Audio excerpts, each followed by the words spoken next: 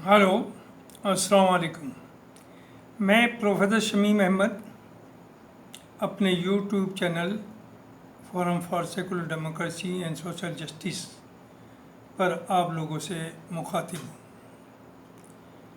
मेरा आज का टॉपिक जो होगा, जो डिस्कशन का, वो है third meeting of India alliance, जो अभी बॉम्बे में 31 अगस्त और 1 सितंबर को हुई, और उससे के बाद जो एक एनडीए के अंदर या ये कहिए बीजेपी के अंदर बौखलाहट है, उसका आउटकम देखिए। जब मीटिंग चल रही थी, पहले बहुत, ये थर्ड मीटिंग थी। पहली मीटिंग में यही कहा जा रहा था कि कोई अलायंस नहीं होगा तो ये दिखावा है, छलावा है। दूसरी में और उसकी स्ट्रेंथ बढ़ी, और थर्ड में यहाँ और स्ट्रेंथ। 28 अपोजिशन पार्टीज़ ने पार्टिसिपेट किया, और जो एक्सपेक्ट नहीं किया जा रहा था या जिसके लिए बीजेपी इस अलायंस को का घेराव कर रही थी, वो भी बहुत साफ सुथरे ढंग से क्रॉस हुआ।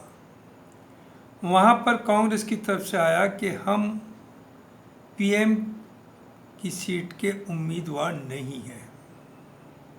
साथ साथ जो एक बॉडी 14 मेंबर्स की बनी, उसमें सब पार्टीज़ का रिप्रेजेंटेशन है, और Congress being a national party उसका सबसे कम रिप्रेजेंटेशन है। ये क्यों है? ये इसलिए कि कांग्रेस को भी और जो छोटी छोटी दूसरी पार्टी, रीजनल पार्टीज़ हैं इस अलायंस में, सबको ये अंदाज़ा है कि 24 हम सबको मिलकर के लड़ना है, और अगर हम मिलकर के नहीं लड़ेंगे तो शायद उसके बाद इन्हें दूसरा कोई इलेक्शन लड़ने का मौका ही ना मिले। मीनिंग दे रहे भाई कि ये मरो या जियो की एक पॉलिटिकल जंग है। उसका नतीजा ये कि वो तो साफ जाहिर हो रहा है कि बीजेपी और एनडीए कहिए, उसमें बहुत ज़्यादा बौखलाहट और घबराहट नज़र आ रही है, और है भी। आप ये तो कह सकते हैं कि शायद एनडीए को 24 में ना हरा पाए, लेकिन वो भी विद क्वेश्चन मार्क। अब ये पॉसिबिलिटी बढ़ती जा रही है कि नतायज कुछ और भी आ सकते हैं।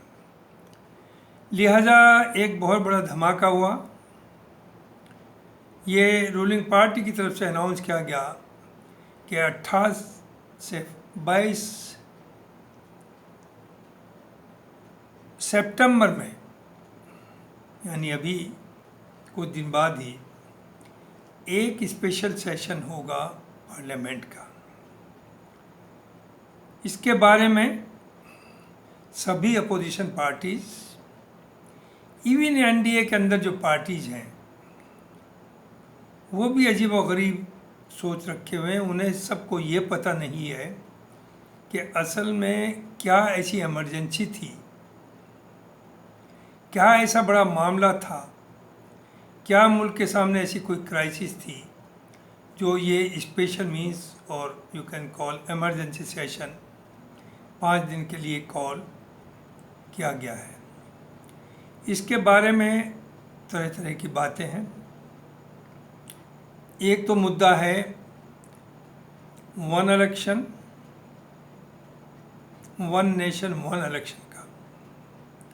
जहाँ तक वन नेशन वन इलेक्शन का मामला है, जो रूलिंग पार्टी की तरफ से बहुत ताकत के लिए उठाया गया है, ताकत के साथ, और उसकी एक कमेटी भी बना दी गई हमारे फॉर्मर प्रेसिडेंट ऑफ इंडिया के चेयरमैनशिप में। वो अपनी रिकमेंडेशन देगी। इसमें जो गवर्नमेंट रूलिंग पार्टी जो चाहती है, जो उन्हें रेस्पॉन्सिबिलिटी दी है कि पार्लियामेंट का, असेंबली का और दूसरी जो उसके साथ साथ म्यूनिसिपल कॉरपोरेशंस, पंचायत जो सब है उनका इलेक्शन एक साथ हो। उसकी वजह भी दी गई कि चूँकि ऐसा लगता है हर पूरे 12 महीने कहीं ना कहीं इलेक्शन या तो हो रहा है या इलेक्शन की तैयारी हो रही है और मुल्क हर वक्त इलेक्शन मोड में रहता है। इसमें दो बहुत बड़े नुकसान हैं। एक तो जो गवर्नेंस जो है वो अफेक्ट हो रही है, क्योंकि जो आपके मिनिस्टर्स हैं, एमएलएज हैं, एमपीज हैं, उनकी अटेंशन इलेक्शन जीतने के लिए कैंपेन में लगी रहती है। वो ऑनेस्टी जो उनकी जिम्मेदारी है उस पर ध्यान नहीं दे सकते। दूसरे, government exchequer, no doubt election तो पार्टीज कैंडिडेट्स अब अपने जेब से खर्च करते हैं, लेकिन कैंपेन में जो प्राइम मिनिस्टर हो या और दूसरे मिनिस्टर्स हों, स्टेट मिनिस्टर्स हों, चीफ मिनिस्टर्स हों, जो विजिट करते हैं वहाँ सिक्योरिटी का जो खर्चा आता है, जो ट्रैवल का खर्चा आता है, वो भी बहुत बड़ा खर्चा है। और वो ये समझिए कि 12 महीने चलता रहता है, जो कि गलत है। अगर एक साथ होंगे तो ये पैसा बचेगा और इसे अच्छी चीज़ तालीम वगैरह या हेल्थ के ऊपर आप खर्च कर सकते हैं। तो जहाँ तक उसूलन बात है कि ये सब इलेक्शन अगर एक साथ हों तो इसमें कोई बुराई नहीं है। उसके बाद एक बहुत अच्छा और आइडिया दिया गया है कि जैसे अब जो कुछ लोग पार्लियामेंट में तो वोटर हैं लिस्ट में, वो असेंबली में नहीं है। असेंबली में है तो म्यूनिसिपल कॉरपोरेशन के इलेक्शन जो होते हैं, म्यूनिसिपल बोर्ड के जो होते हैं, उसमें नहीं है। तो यहाँ साथ साथ ये भी कहा गया है कि 1 इलेक्टोरल रोल होगा और एक इलेक्टोरल आइडेंटिटी कार्ड भी दिया जाएगा वोटर्स को। और वो इलेक्टोरल रोल पार्लियामेंट के लिए भी, असेंबली के लिए भी, म्यूनिसिपल कॉरपोरेशन के लिए भी, सब के लिए सेम होगा। तो ये भी एक मैं समझता हूँ, भले ही रूलिंग पार्टी ला रही है, एक बहुत बड़ा और एक अच्छा फ़ायदेमंद इनिशिएटिव है। तो इस पर दो राय नहीं है, जो गवर्नमेंट कह रही है वो सही है। लेकिन बात क्या है, कभी कभी अच्छे काम के पीछे नीयत बुरी होती है। कभी कभी आदमी सोच के बुरा सोचता है लेकिन वो अच्छा काम निकलता है। वही यहाँ नज़र आ रहा है। अगर ये बात थी और जो ये करने जा रहे हैं, जिसके लिए कमीशन बनाया, तो ये ने 4-5 क्या 2014 के बाद ही कर देना चाहिए था। हाँ, बातें तो उठी हैं पहले भी कि 1 नेशन 1 इलेक्शन की बात, लेकिन जिस तेज़ी से अब उस पर चले हैं, इस पर इन्हें 8-10 साल पहले चलना चाहिए था। और इसे अगर लाते तो एक अच्छा होता मुल्क के लिए। अब जो आप ला रहे हैं, जो मैं समझता हूँ, उसके पीछे जो है वो अच्छा ही कम। हर पार्टी अपना पॉलिटिकल बेनिफिट देखती है। वही शायद रूलिंग पार्टी अब ये देख रही है कि जो फीडबैक मिल रही है कि बीजेपी के लिए बहुत अच्छे दिन नहीं बचे हैं।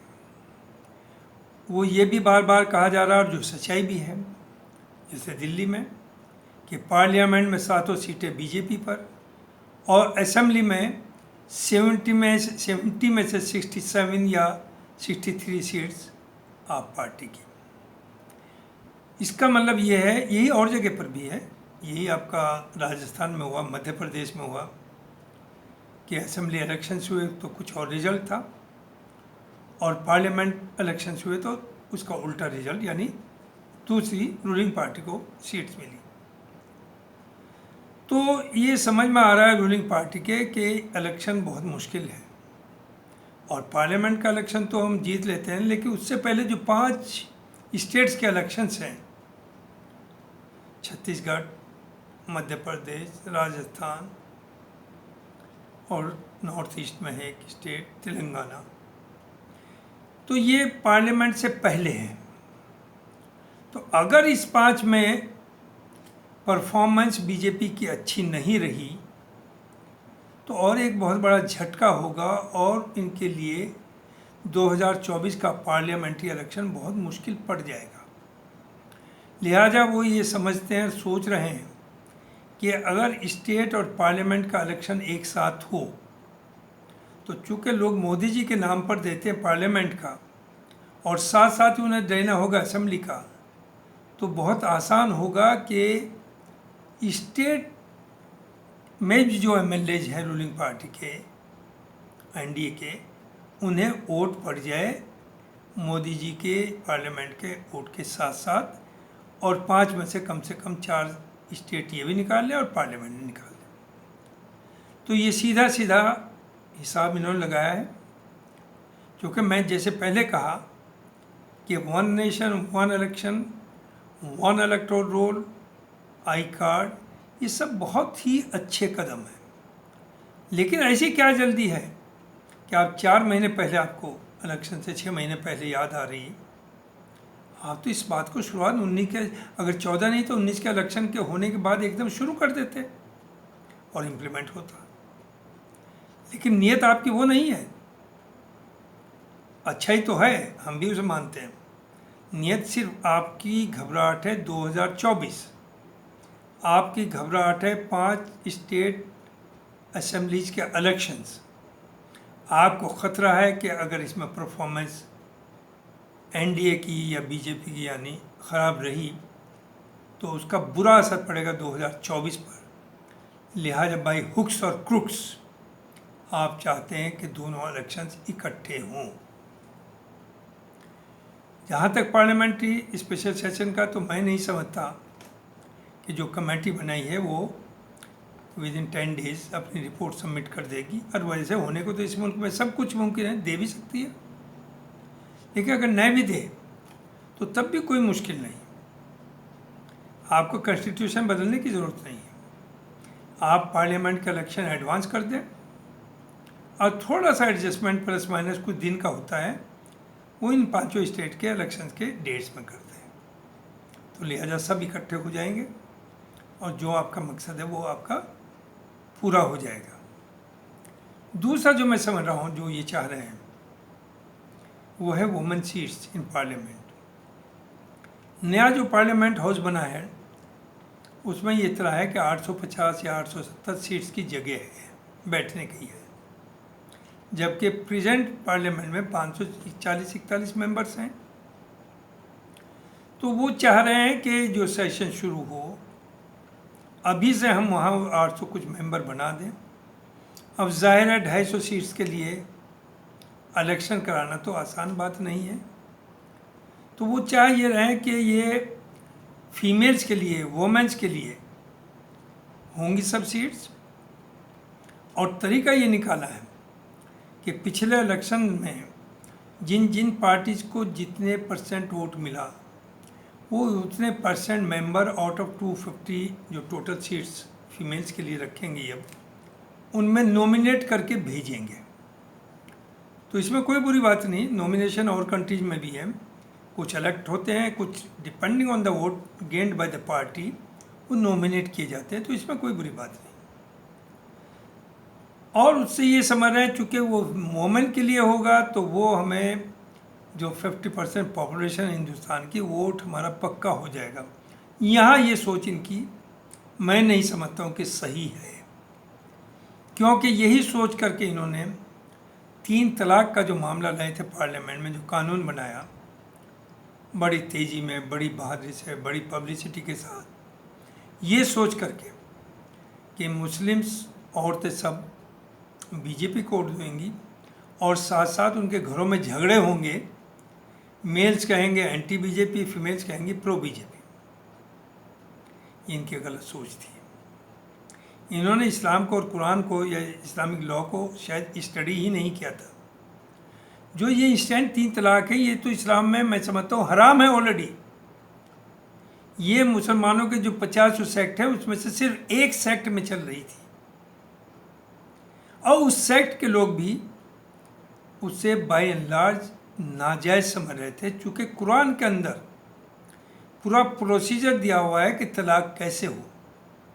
उसमें 3 तलाक एक एक महीने के गैप से हैं और बीच में ये प्रोविज़न है कि बैठ के लोग समझौता कराएं और वो साथ में ही रहें मियाँ और बीवी, पहली तलाक दूसरी तलाक के बाद भी तीसरी तक, जिससे उनमें कंप्रोमाइज़ भी अंडरस्टैंडिंग भी हो सके, गुस्से में कोई ऐसी बात गलती से ना हो। तो आप लाए और आपकी उम्मीद थी कि मुसलमान औरतें तो पागल हो जाएंगी, वो तो एक तरफा आ जाएंगी, लेकिन ऐसा हुआ नहीं है। अब ये तो मामला है स्पेशल सेशन का और इंडिया का। अब दूसरी तरफ आइए, जो मैं कई बार पहले भी कह चुका कि बौखलाहट का ही आलम यह है कि 15% की दहशत क्रिएट करके आपने 85% को एक साथ लाए, पोलराइज किया और आप 14 और 19 का इलेक्शन लड़े और आज और किसी को ना वोट दिया ना किसी को मंत्री बनाया मुस्लिम्स में, और आज मुसलमानों से इतनी मोहब्बत आपको हो गई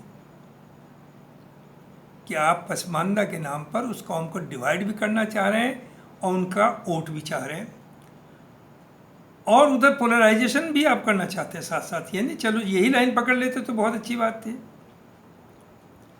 आप दोनों दो धारी तलवार चल रहे हैं, मुसलमान को डिवाइड करके पसमानदा को साथ लें और दूसरी तरफ मुसलमानों के खिलाफ अत्याचार चालू रहें और पोलराइजेशन इंटैक्ट रहे। जो ट्रेन के अंदर 3 लोगों को मारा, आपने एकदम से स्टेटमेंट भी दे दिया कि वो मेंटली इल है, चूँकि आपने जो सोच बनाई है 9 साल में, उस सोच का नतीजा है वो किलिंग। उसके बाद नूह में जो हुआ,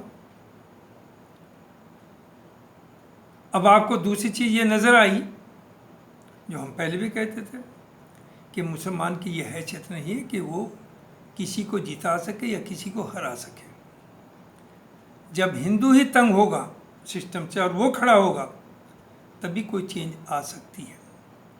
और नूह में यही हुआ, हरियाणा में यही हुआ। ये जाट गुजर सैनी वो खड़ा हो गया हुकूमत के ख़िलाफ़ और उसने कहा कि जो हुकूमत कर रही है वो गलत कर रही है। वो मानो ऐसा जो कहता है कि मैं आपका दामाद कल वहाँ आएगा, जो हो सके तो कर लो। इस तरह के बयान अच्छे नहीं हैं।